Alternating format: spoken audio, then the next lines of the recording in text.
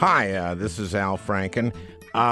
Look, the truth be told, I started recording these podcasts right after the November elections and the midterms. And the reason was to start interviewing experts on issues that I think are really important. And I wanted not just knowledgeable authorities, but I wanted compelling guests who I've gotten to know over the years in my various incarnations, like Jeffrey Toobin and Nancy Gertner, who we had last week to tell us about the Federalist Society, how Trump is packing the courts with what Toobin called 100%ers.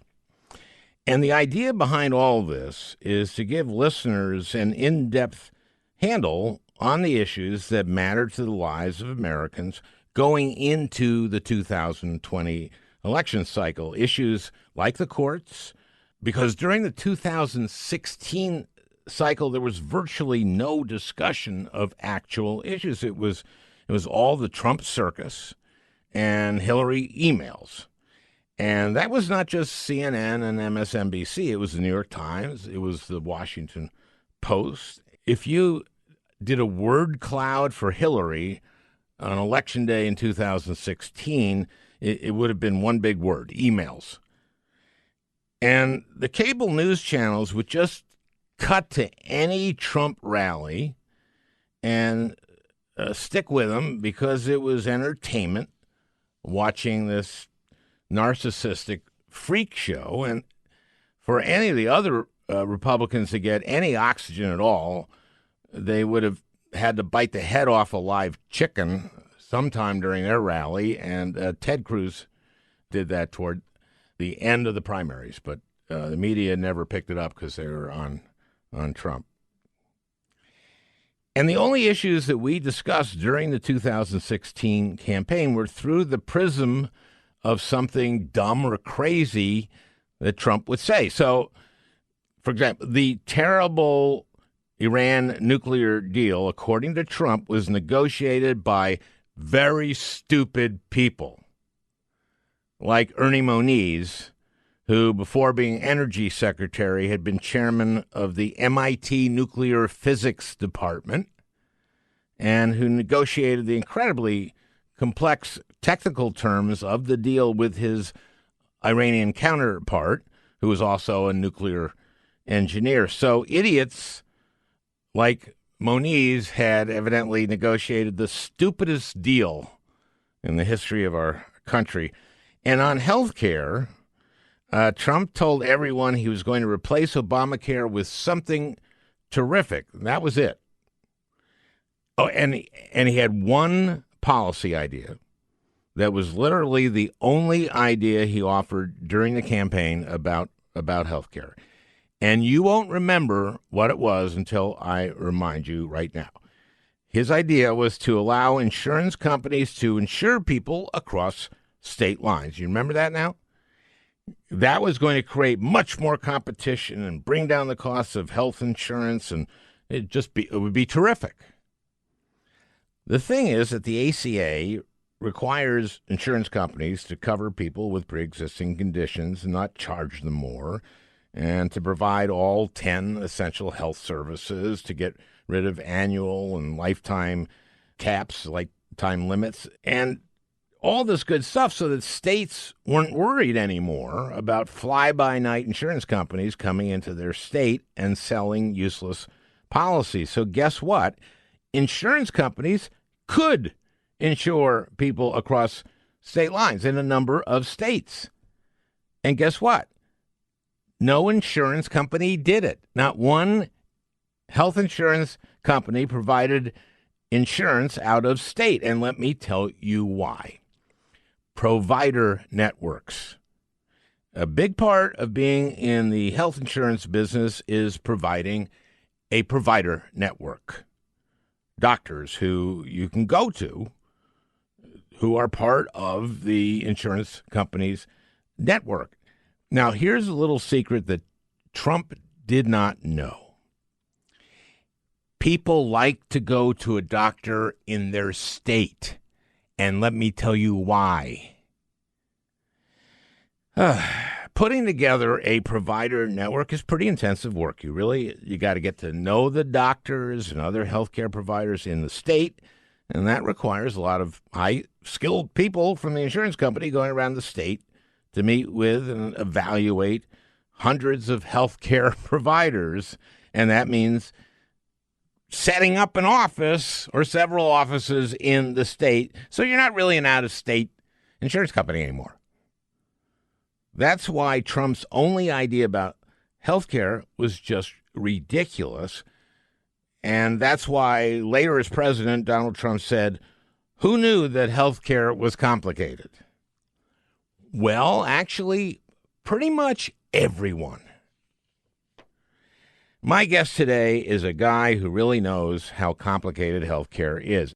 Andy Slavitt is kind of an unsung hero of Obamacare because he is the guy who saved HealthCare.Gov, the Obamacare website, which you will remember crashed horribly.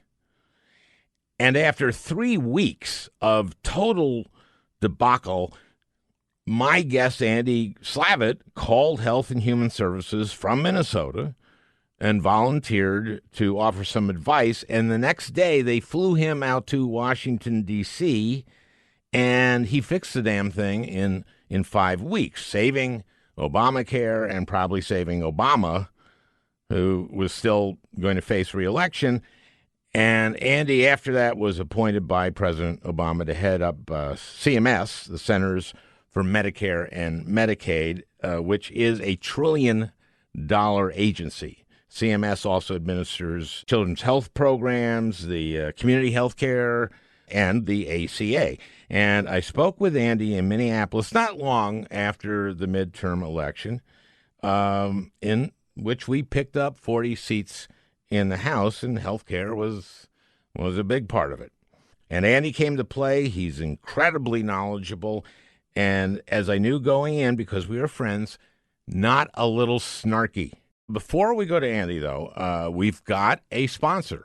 We finally have a sponsor, and I'm not used to this, but I'm going to read a commercial, and I'm going to sell it.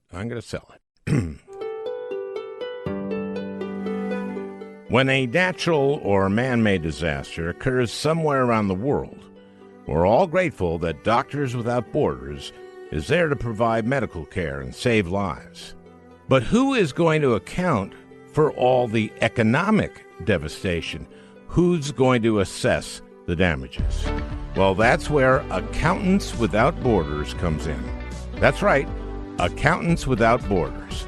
CPAs from all over the world, but mainly New Jersey and Long Island, travel to the scene and immediately begin the exhaustive process of examining the books and determining who owes what to whom. And because Accountants Without Borders is without borders, not only can you contribute to their humanitarian work, but you can use them to safely park your money overseas, away from the prying eyes of the IRS. And don't worry, it's all completely legal. And that's because Accountants Without Borders shares a post office box in the Cayman Islands with Attorneys Without Borders. So to find out how you can help victims of disaster and yourself, go to accountantswithoutborders.com/Al. Andy is well known among people who pay attention to healthcare policy. He was the head of Medicaid and Medicare for the last 2 years of the Obama administration. Now, Andy, I've heard this referred to as a $1 trillion agency. That's right. So my question is this, Andy, has there been any evidence that the Trump family has been skimming a little off the top? I have not seen any evidence of that. Okay. You don't hear a lot of good news about the Trumps, and so no one can say I'm not fair here. That was very fair. Okay. We've just come through the midterms, and the Democrats took back the House for the first time since 2010, and the number one issue was healthcare. Healthcare. And it's the first time we've controlled the House since 10 when we lost it, and we lost it because of Healthcare. the Affordable Care Act. We had passed that, and so we lost the House. Hell of a decade, though, in between. Then in 12, Obama won, so we had actually a pretty good election. And 14, we lost the Senate because of HealthCare, the Affordable Care Act, or Obamacare. So this election, 2018, the number one issue for Democrats was HealthCare again. So really what happened here is that we passed it in 2010, early 2010, and we didn't message it well. Would you acknowledge that? I think that's right. And you weren't there then. You were in the private sector. Right. If I was there, we still wouldn't have messaged it well. Yes. I think it depends what capacity you're in. So the American people did not know really what the ACA was until the Republicans accidentally took over the government, right? They didn't think they were going to win in 2016, right? They certainly weren't prepared. I think that's fair. I think that's fair. Okay. That's another way of saying it.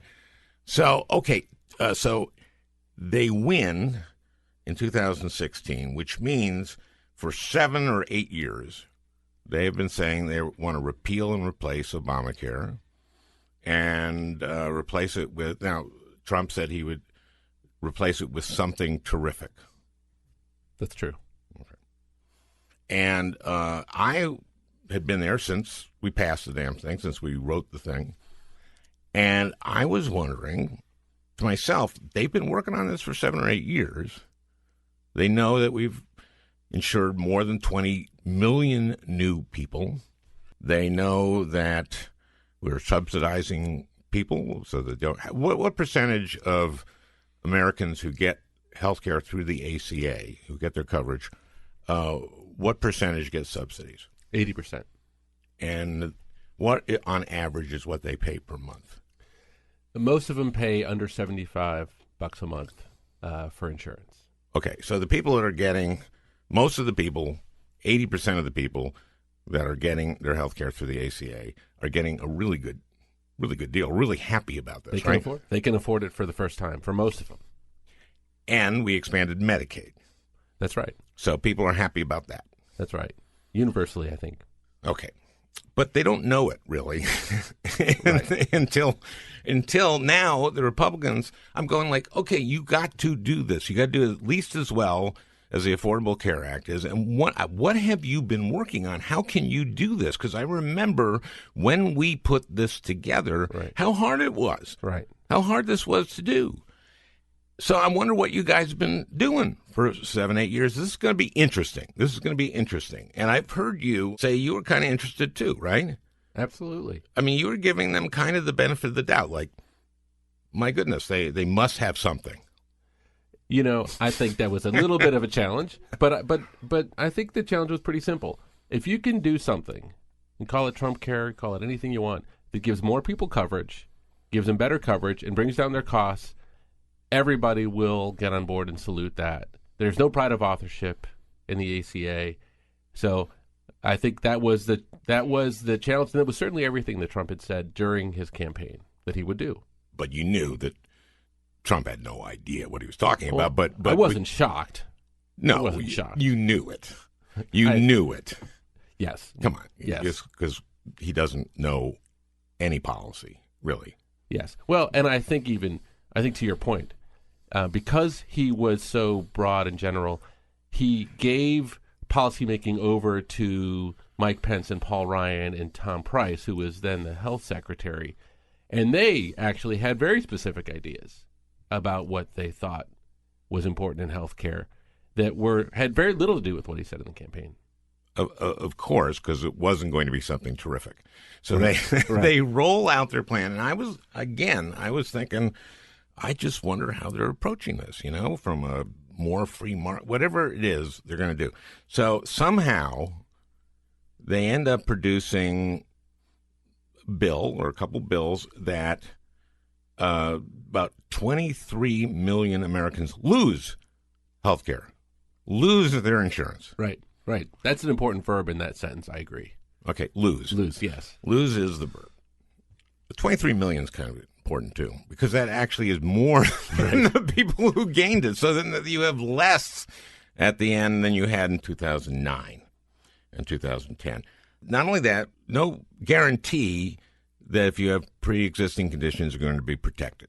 Right. In fact, the way they got the bill to get enough votes, if you recall, was they added an amendment, a specific amendment written by Tom MacArthur, who just lost his seat. They added a specific amendment to take away pre-existing condition protections. That's how they got the bill passed. Okay, and practically all the Republicans voted for it, and all the Republican House members who ran this time, who were still running, said that it was a lie. They voted to get rid of pre-existing conditions. It was a lie that they voted to get rid of pre-existing conditions that year. They did the last year, though. So they voted to get rid of them in 2017, but in 2018 they didn't. So maybe that's what they meant. You think? I was thinking, did they take some kind of fig leaf vote? They did. They did. They did. They did. Senator Tillis had put forward a bill, and I'm going to explain this if you don't mind for just a quick second, because it's fascinating with how bad this fig leaf even was. Okay. It said insurance companies must offer insurance to people who have pre-existing conditions, but they do not have to cover the pre-existing condition. In other words. Well, that's not protection for people with pre-existing conditions. So to take an example, let's say you're a woman with breast cancer. Mm-hmm. An insurance company must offer you insurance. They can charge you whatever they want.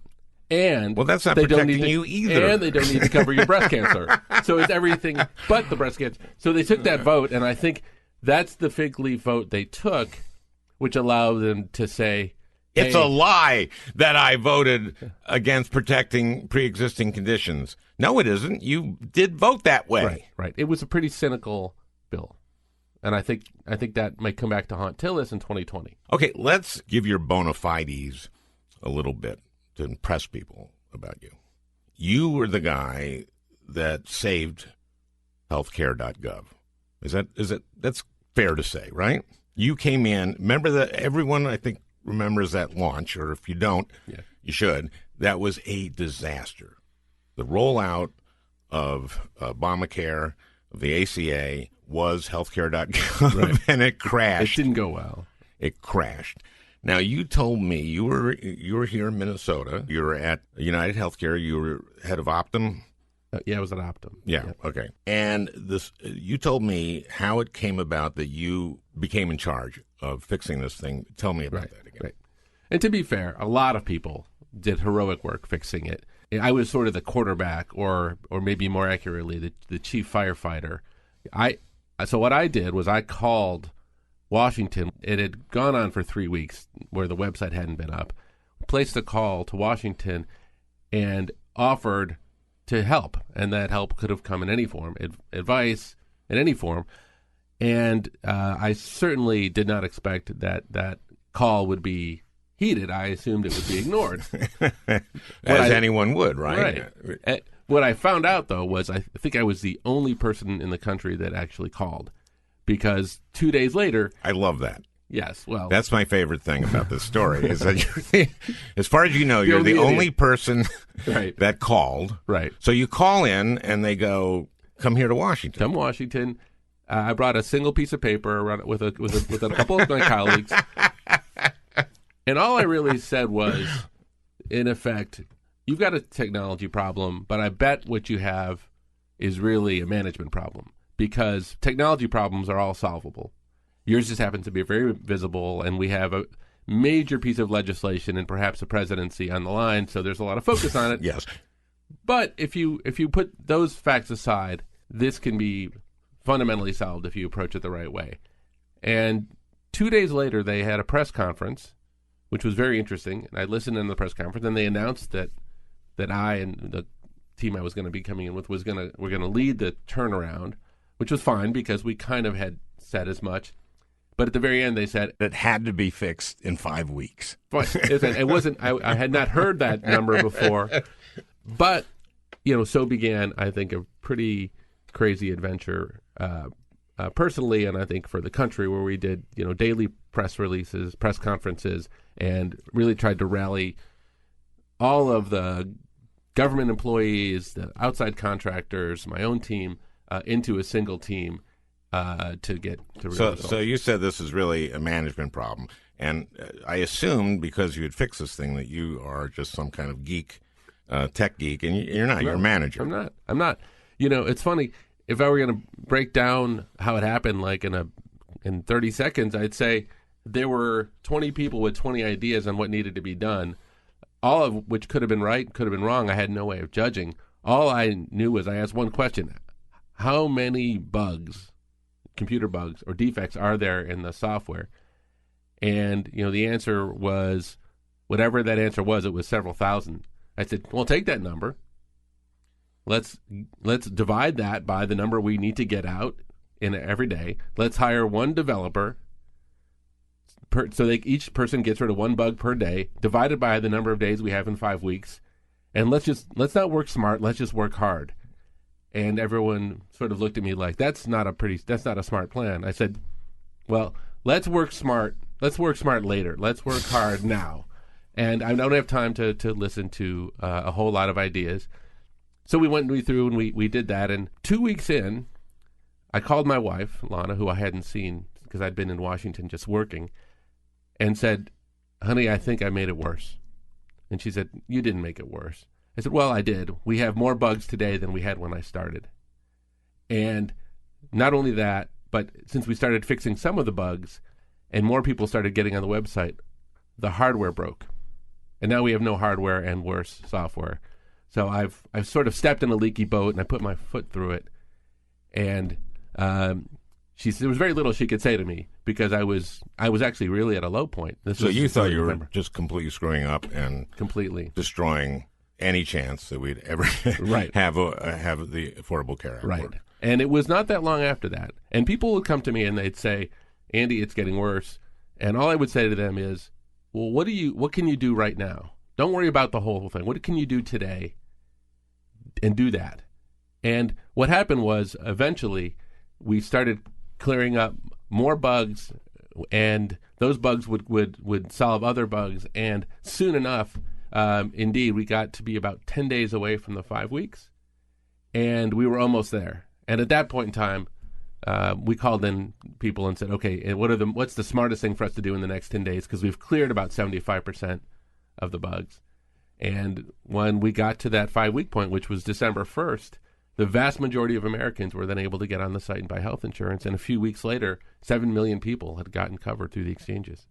I want to go back to the very beginning. What I'm trying to do here is because we kept losing seats in the House and lost the House in 2010 and lost the Senate in 2014, all because of the Affordable Care Act, I feel that people never really understood what was in the ACA until the Republicans tried to replace it.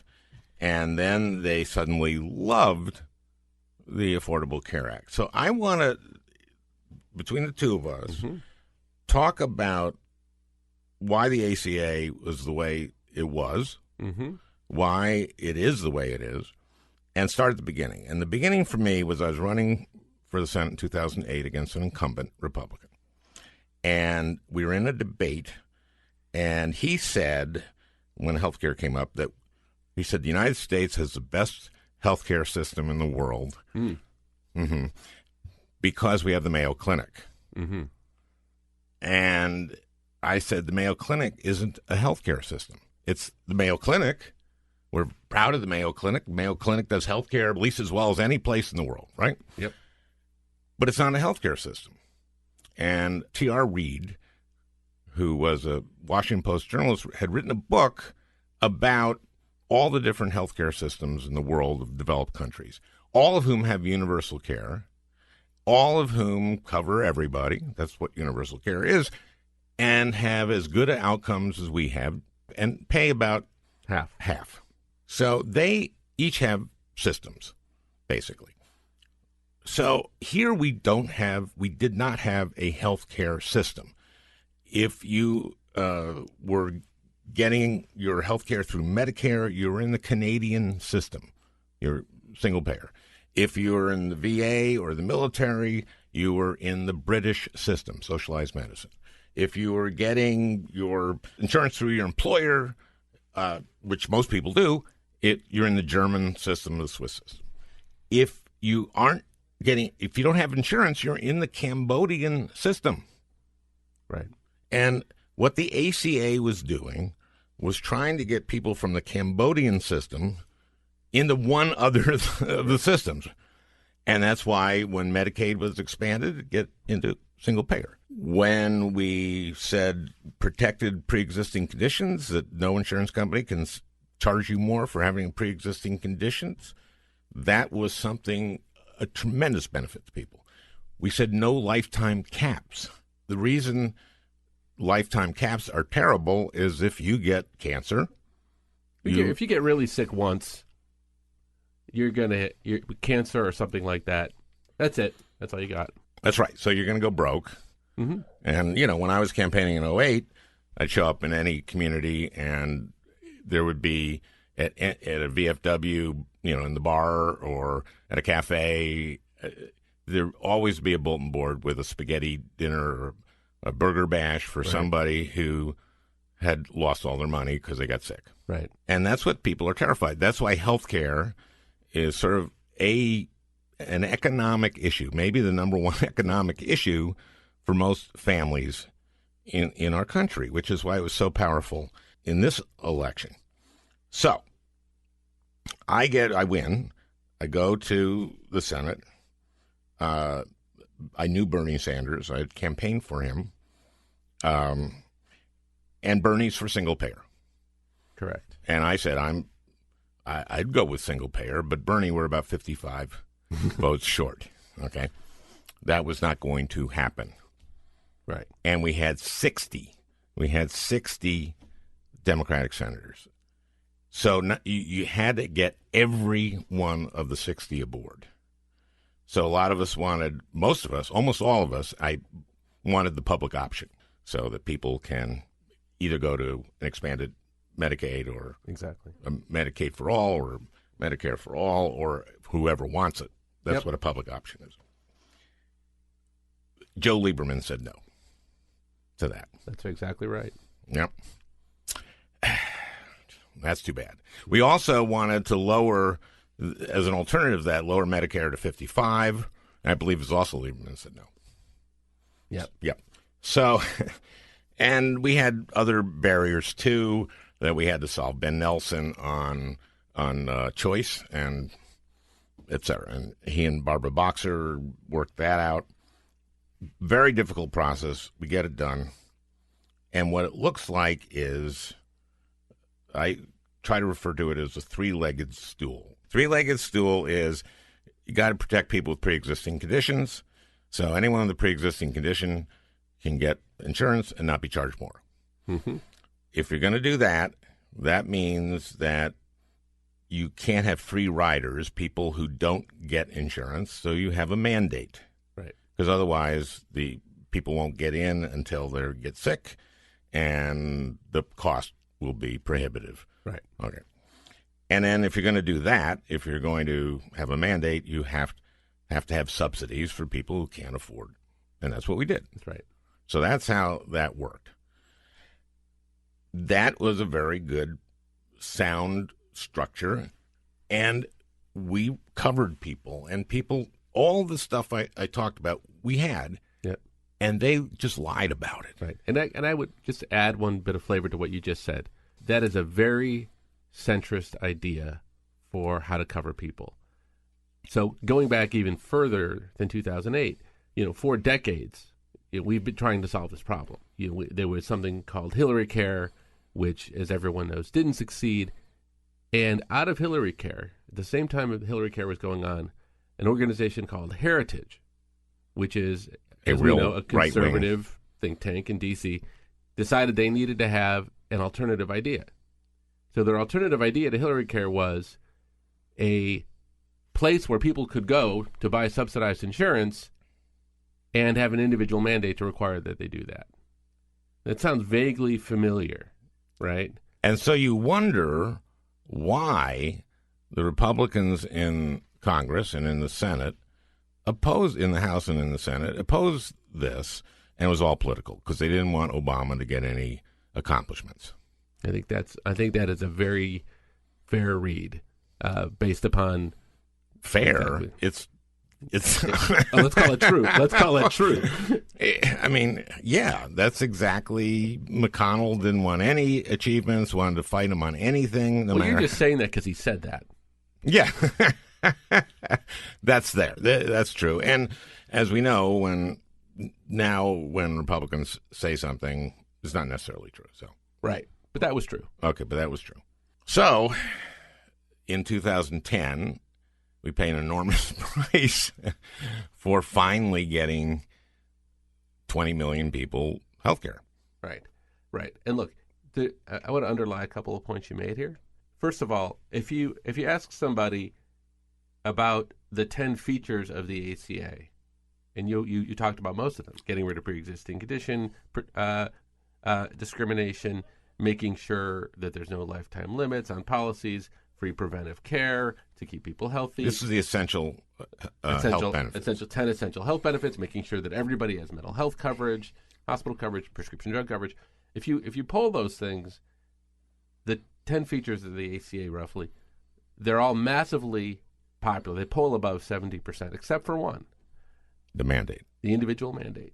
The individual mandate, which now the Republicans have gotten rid of. Right. So it is absolutely true that if you talk about the financial protections, the security, the things that keep people in the middle class, that's what was very, very important to people. And there's a reason for that. You know that when people get cancer, they often call the American Cancer Society hotline. The number one call to the American Cancer Society hotline is the following. And the president of the American Cancer Society relayed this to me. I can't afford to have cancer. And indeed, within 2 years of a cancer diagnosis, 4 out of 10 people have depleted their life savings. That's the reality that Americans face. And then it goes beyond that, right? And here's in the following way. You go into a pharmacy. Next time you go into a pharmacy, you look around. And the facts are that 1 out of 4 people say, and this is self-reported, that when they get a prescription from a doctor, they can't afford to fill it. So I often do this when I go into a pharmacy, and I think about the fact that, you're there picking up a medicine for, your wife who's got chronic pain, or your husband who may have a debilitating disease, or your kid who's got asthma, and you walk up to the counter, and the pharmacist says, okay, that'll be $280. And 1 out of 4 people kind of slinks away and thinks, and what do they think about on the way home when they're driving home? What do they tell their family? Honey, they were out of your medicine, or honey, we just I got you some aspirin. What is it that people do? This is people's current reality. So when the Trump administration and Republicans say we're going to take it a different direction and we're going to get rid of these protections, people aren't just thinking about their health. They're thinking about, wow, I wouldn't be in the middle class. I wouldn't be able to retire if it wasn't for a measure of health care protection. Well, let's talk about prescription drugs, because that is a big reason why the cost curve of health care went up in the last 4 years. And what are you paying for when you go in, when you pay that $280, right? Mm-hmm. Who does that $280 go to? Why is it $280? Because we talked about other countries. We talked about other developed countries. Again, they pay about, half of what we pay for prescription drugs? It really depends. It could be much less than half. In some cases, it could be 10, 20%. In some cases, it's closer to, I think the average is somewhere in the 30, 40%. Okay, so these are other developed countries. We develop half the drugs in the world, half the pharmaceuticals in the world. So we are subsidizing other countries.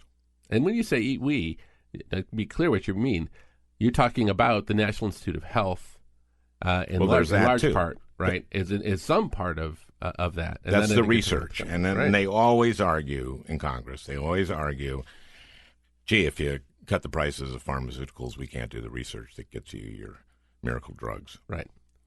Well, let's take it this way. Let's just say there were two types of drugs, okay? There's one kind of drug that is a brand new, innovative therapy that's life-changing and dramatic. And there are great promising things that could cure cancer and Alzheimer's and really improve the quality of people's lives. And great scientists are doing research on those things now. Let's just put that in one category. Let's just put that aside. Then there are literally tens of thousands of drugs in the second category. These are drugs that have been on the market for years and years and years, in some cases decades. And you look at that, and they have substitutes. They have other drugs that are equally good, and it costs pennies to make these pills or liquids or whatever they are. Those drugs, many of them have been going up at 10, 20, 30% every year without changing anything about them. The EpiPen. The EpiPen would be an example. Another example would be insulin. So we're not talking about things that it's kind of nice for people to have. We're talking about things that people, if they didn't have, they would die. So they have no choice but to get their insulin or to get their blood pressure medication or to get their EpiPen. And so the real question is, well, what's happening there? Let's grant for a second that the really innovative drugs are going to cost a lot of money. And a Hep C drug, a drug for rheumatoid arthritis or cancer, childhood leukemia. There's really great discoveries going on there. And again, NIH is doing a lot of the basic research, so we're paying for it there, and then we're paying for it when we go to the pharmacy, right? In big time, right. Compared to the rest of the world, who are getting these drugs, right, for half or less, 30% the cost. So the American people are subsidizing the rest of the world. That's what. Why would Trump be for that? Well, so the rest of the world does something really complicated that we don't do. Negotiate. And like the VA does. The VA negotiates. Like the VA does. So they essentially say, we are going to use the fact that we are buying these drugs for a lot of people to get to a lower price. Now, really interesting, if you poll the American public, and I will admit I am a student of a lot of healthcare polls, and I try to not be picking and choosing, but to see what people really think and feel. Something like 91% of people believe that the American public should be using its negotiating power, like it does with the VA, to reduce the cost of prescription drugs.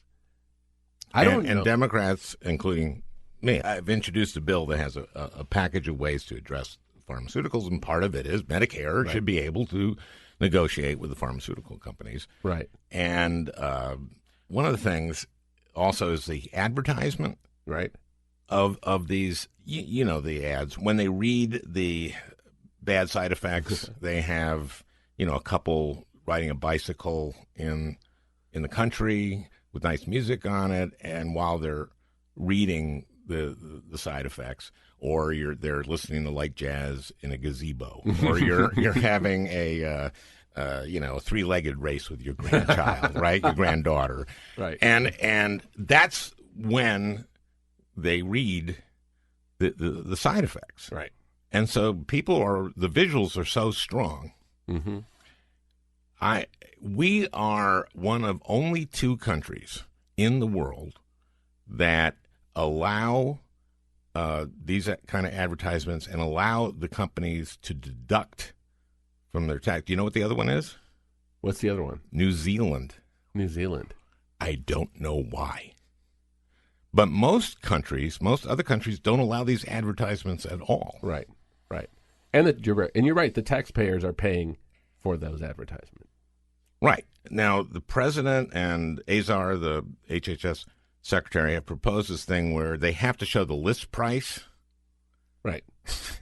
during the commercial, as if I guess that helps, right? There's nothing wrong with that. I don't think it actually will do a lot other than force prescription drug companies, manufacturers, to own up to what they're charging for the drug. So I don't think it's a bad thing. I don't think it's and they might lower the list price. And they might lower it if they get shamed. And then change the way you get discounts through middlemen and stuff.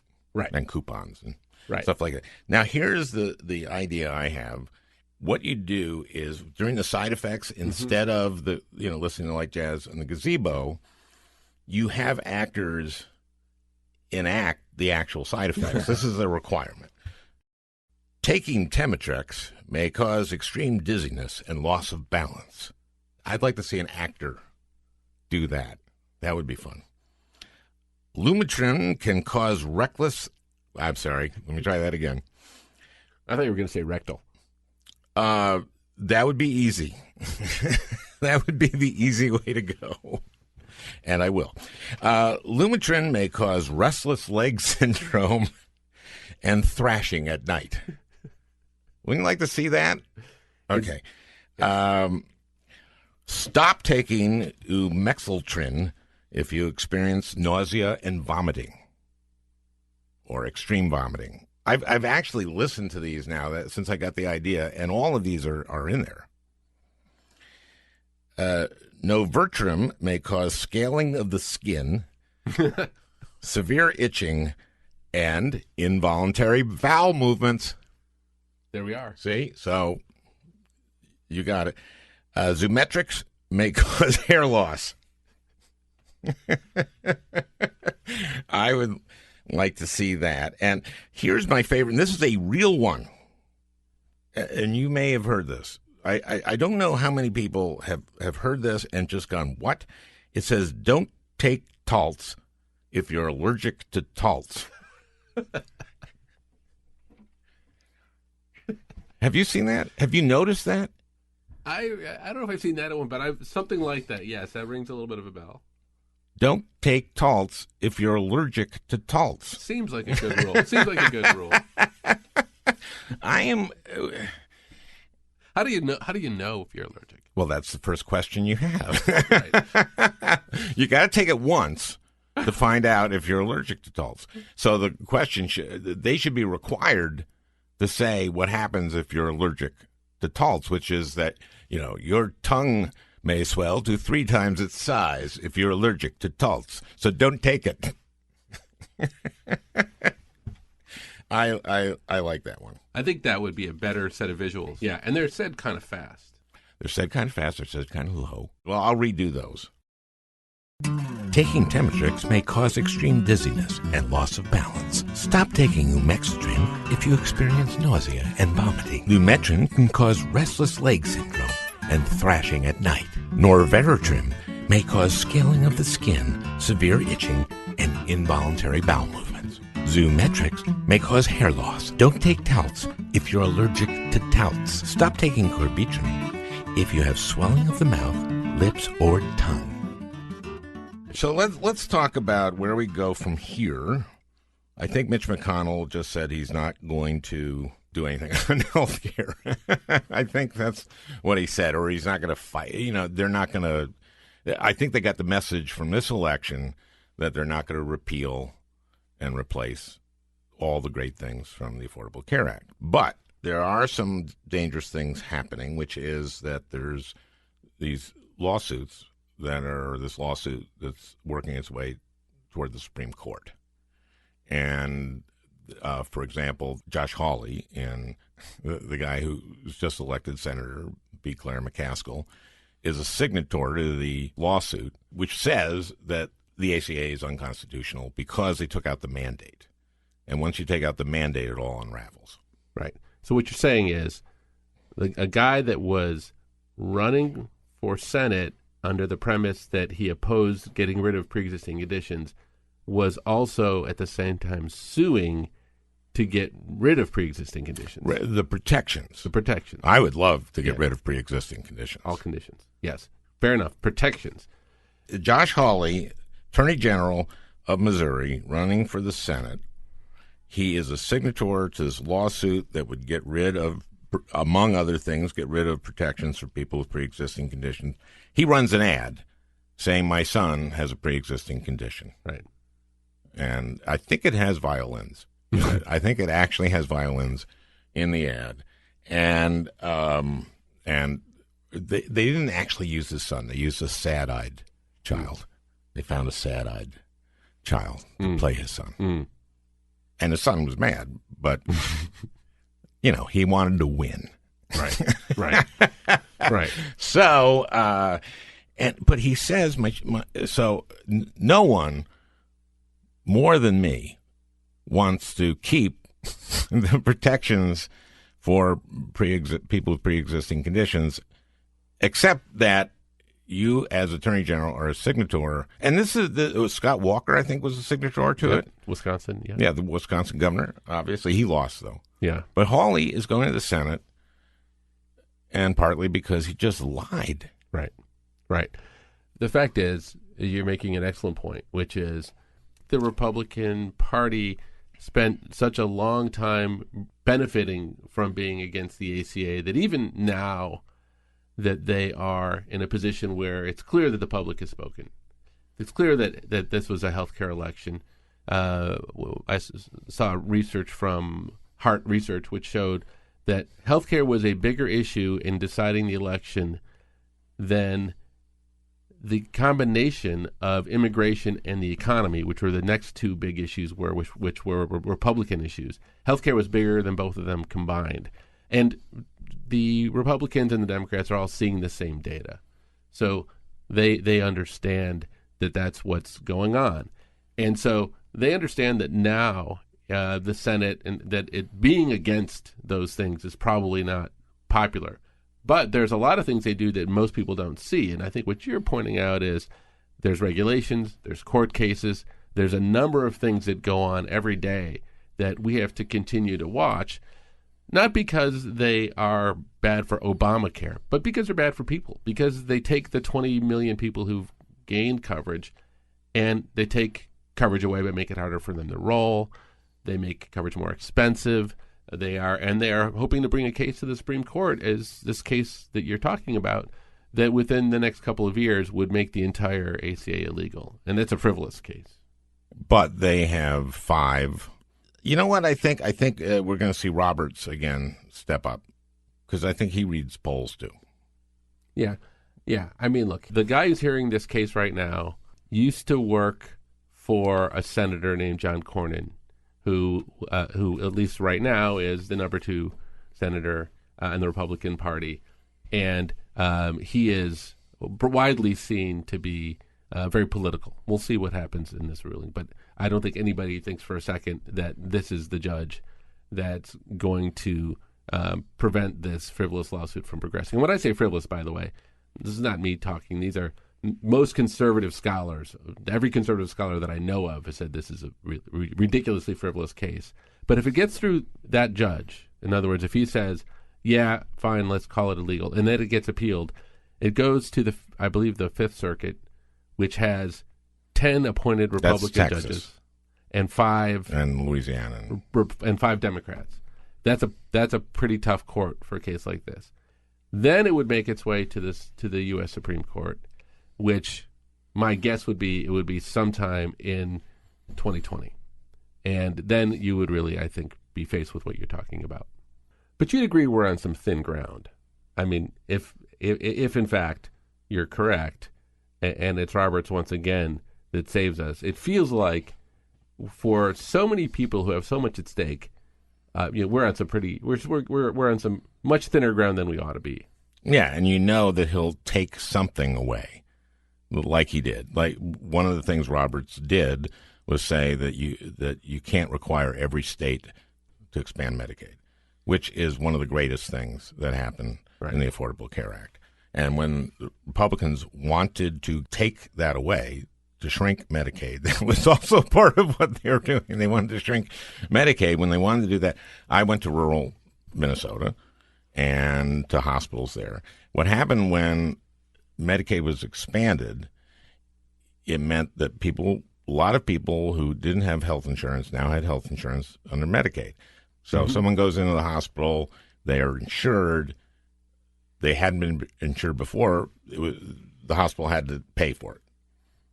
And now the hospital didn't and had much, much, much less uninsured people and much less uncompensated care. So what did that mean? That meant they could hire more people, more doctors, more nurses, more custodians, more technical people, buy better machines, and they became the number one employer in the county. And they could see people when they had the first sign of a lump in their breast, as opposed to when they had stage 4 cancer. So it's kind of a win for everybody, which is why there are Republican and Democratic governors across the country that really have embraced it. And so it's something that should not be controversial. And if it was not attached to the Affordable Care Act, I think wouldn't be controversial.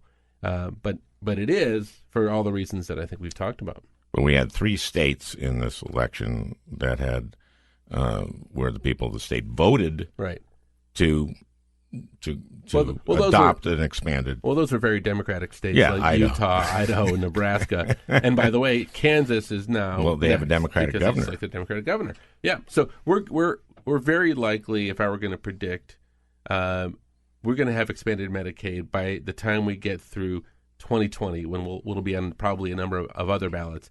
It'll probably just be Texas and maybe a couple of southern states like Alabama and Mississippi that have not expanded Medicaid, and everyone else probably will have. Once again, putting them at the very top of the list in terms of quality of life. Concerning, a little concerning, yes. Well, this is an interesting fact. I don't know if we've ever talked about this.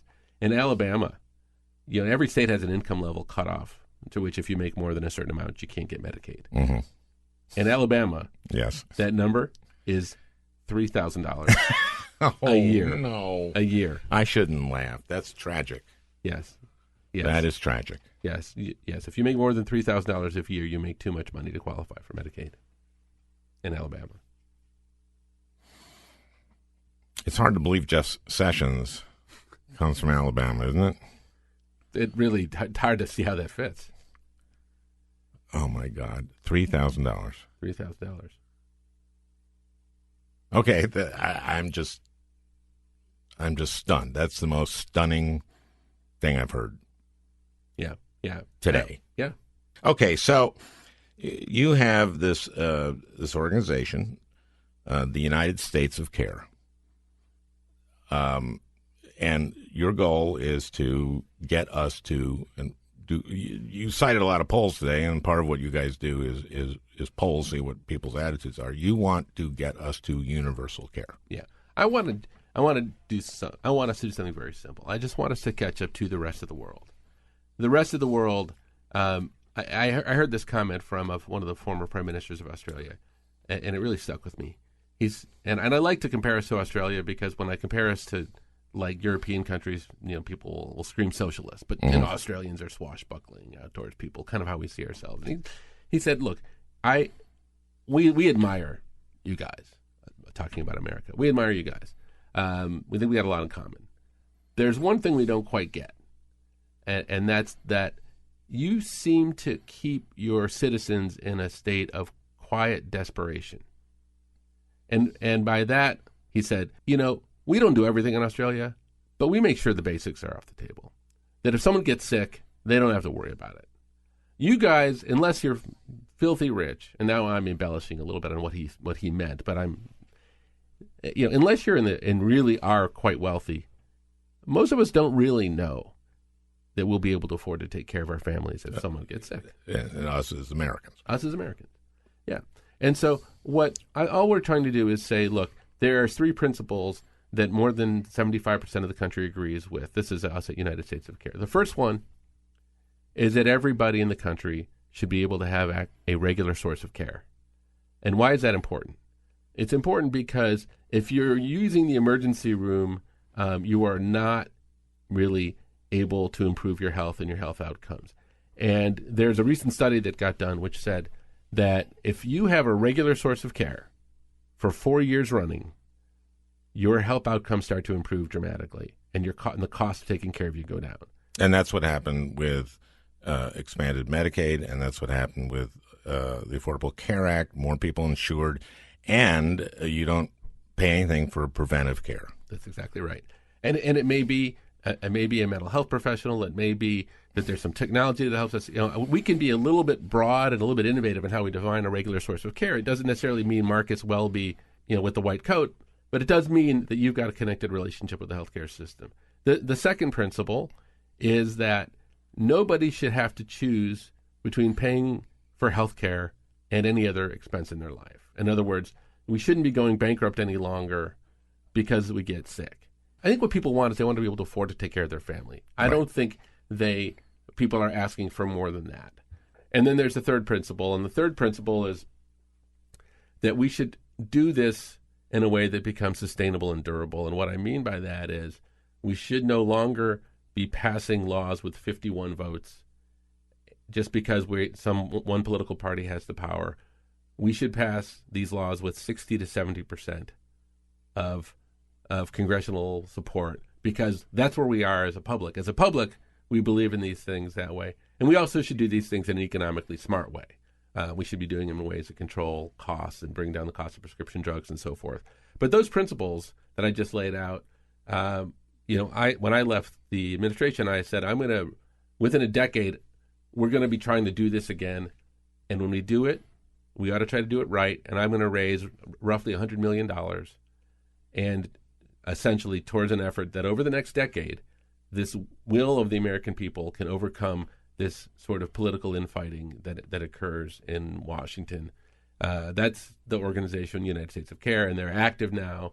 I'm a founder, but I'm on the board. There's a team that's working in states, working right now on policies, on proposals, really at a grassroots level, trying to get policies like this to pass so that we can move to that place.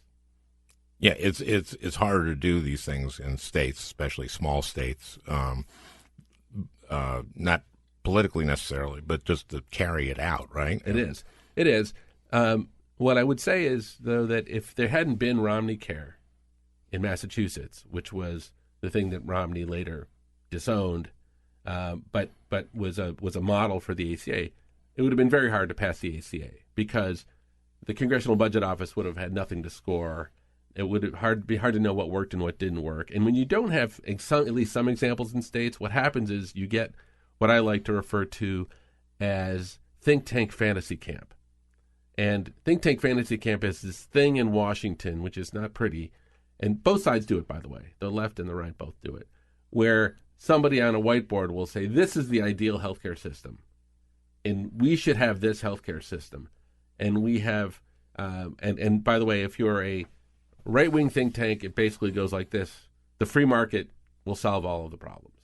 And to be fair, on the left-wing think tank would be more inclined to say there's no unintended consequences for government involvement. And both of those things... for a single-payer, government-funded, everybody... Bernie, as I said, when I got to the Senate, Bernie was for single payer, and he's still for single payer, of course. And that's going to be an issue among Democrats who are running, the 20 or so who are going to run for the presidency. If you're going to be a progressive and stake out who's going to be the Bernie, who's going to be the Bernie Sanders. Bernie Sanders may be the Bernie Sanders, or Elizabeth Warren, or Kamala Harris, or whoever is going to be that person. To get that, you have to be for single payer. Now, every country, we always talk about this, every developed country has universal health care, covers everybody. How many have a pure single payer system? Well, I don't think there is a pure single payer system. But I want to just finish the last point I was making for a second, which is like the smart thing to do is to try some of these things out in states. There are proposals for single payer systems that have come up in Vermont, in Colorado, in Washington State. And so while you may not be able to do exactly the same thing you can do at the federal level, why not get some of these experiments going so then you can point, if you're a believer in single payer, you can point to Washington State and say, see, look what it does. It brings healthcare costs down. It works. Or more realistically, this part works, this part doesn't. But to your other question... And that's how it happened in Canada. Saskatchewan did it. And boom. I didn't know that. Yes. Huh. I didn't know that. Yeah. Oh boy, I hope I don't get this name wrong. I think it's Tommy Douglas, who was the whatever you are for a province, not the prime minister of a province, but kind of a governor, something like that. He is the most. If you ask Canadians, right, who is the Canadian you admire the most in history? Tommy Douglas, yes, or Bobby or Douglas, right, and Wayne Gretzky is like second. No kidding. Yeah, and that's because Saskatchewan adopted single payer, and everybody in Canada said, "Hey, that works pretty good." Well, see, here's the thing that's interesting is there is going to be a role for people who can improve people's health and reduce costs, whether they're in the public sector or the private sector. You just have to determine what that role is and what you want it to be. So it's not going to be, in reality, it will never be as simple. And I worked with Bernie and his team on his bill, and I've worked with many of the other folks who have comparable and other bills out there, including when you talked about buy-in proposals and so forth. And it's a little bit, people trying to think about choosing single payer, a little bit like, well, I'm going to pick out a pair of drapes, and I want that pair of drapes. It's not really like that. It's a little more like city planning.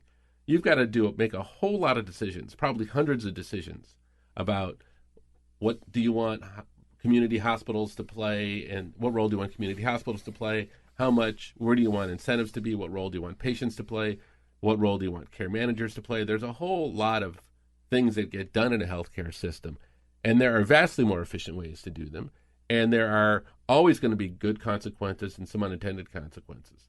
So I think it's important that we have the debate in a way which starts with what are the principles we believe in. And we believe in those principles, and then we say, we got to probably make some tough decisions about how to get there. And they're not going to please everybody. One of the things you're talking about is just bringing down costs, right? That's right. And that's something that I have always been interested in when it comes to healthcare, because when we see things like accountable care organizations, which cover a lot of people and get paid a lump sum, and if they keep people healthy, they actually make money. That's right. And Atul Gawande wrote that piece in the New Yorker, which was this incredibly important piece in 2009 about McAllen, Texas, was much, much more expensive Medicare costs than El Paso. Right. Okay. So similar demographics. And the reason was sort of the doctors were doing sick care. And so doctors were not making any money taking care of someone who had diabetes, but they got the big payoff was when they lopped their foot off, when they did removing the foot surgery. Yes. And the doctors owned the MRI machines, and so they did as many MRIs as they could possibly do. And then they adopted an accountable care organization under ACA, which rewards healthcare groups for keeping people healthy, and their costs went way down. What kind of delivery reform do we need to do to just bring the cost of healthcare down, and how much potential is there in that? So you described it exactly right. And I think the question now is less of what's the right answer and more of how fast can you get there and how fast can you get people there. I do something interesting in relation to what you just asked, which is how much room is there. And I would suggest that anybody who is in a similar situation does the following. Every time I see a CEO of a hospital, which I admit everybody doesn't run into it all day long, but I do, and I ask them the following question. If you had full capitation tomorrow, and I'll explain what that means, which is exactly what you said. If you got a lump sum of dollars, revenue dollars, for taking care of all these people in your community, if you had that lump sum payment, what percentage of your costs do you think you could take out of the system without hurting quality? And it is amazing, but the answer is almost always between 25% and a third. And what's even more interesting is that the answer comes like that. They almost don't even need to think about it. People know that there is a lot of waste and a lot of things that they're doing, that they're spending money on, largely in order to get revenue. And if they never had to worry about revenue any longer, that you would see dramatically. Now, how is that behavior. possible that a hospital doesn't care about revenue anymore? Well, if they got the revenue fixed under like an ACO or a Medicare and Medicaid type arrangement, then they would no longer care. You got to fix revenue. You can decide a cost. So what would they do differently? Right? What would you do differently? Well, instead of taking care of someone in a really big building where they have to spend the night and have all kinds of nursing care and all kinds of machinery, you take care of them in a small building anytime you could. So in a clinic. And anytime you saw someone in a clinic where you could actually take care of them in their home, you would do that. Because it costs about 10 times as much to take care of somebody in a big building as it does in a small building, and it costs infinitely more to take care of someone in a small building than in their home. But when you have no incentive to do that, when your incentive is, I would like to admit this person to the hospital because that's how I get paid, that's when you see costs start to increase. It's really cheaper to treat someone at home.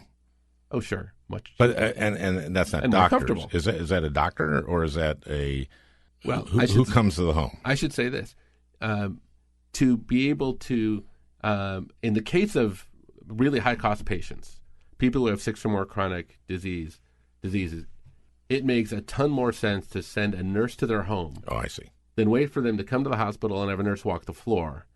So it's not for every patient, but for the sort of 5% of the population that drives 60 to 70% of the costs, it makes a lot more sense to bring them their medications, make sure they get to their appointments, see them at home, make sure that they have the heat working in their house and all of those sorts of things.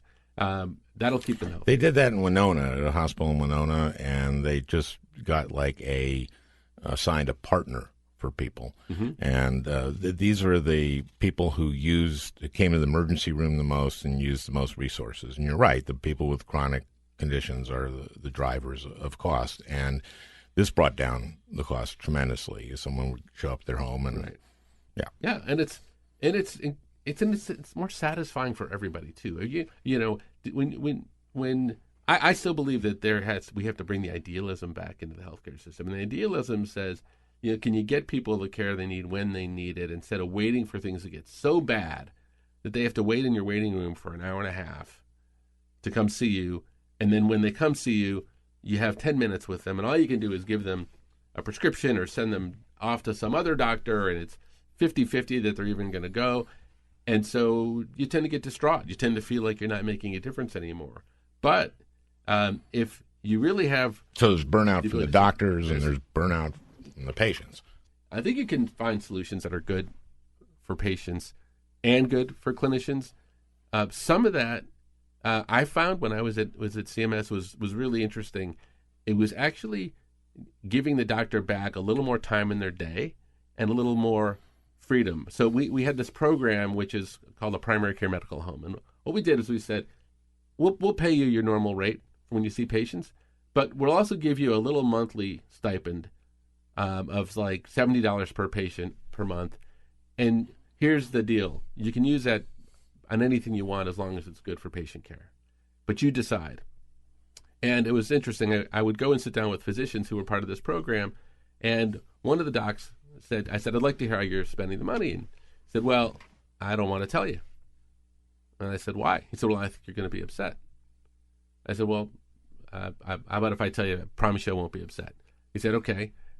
Well, we created a Skype network so that the seniors who were coming into our practice could talk to each other and talk to their kids because we found out they were lonely.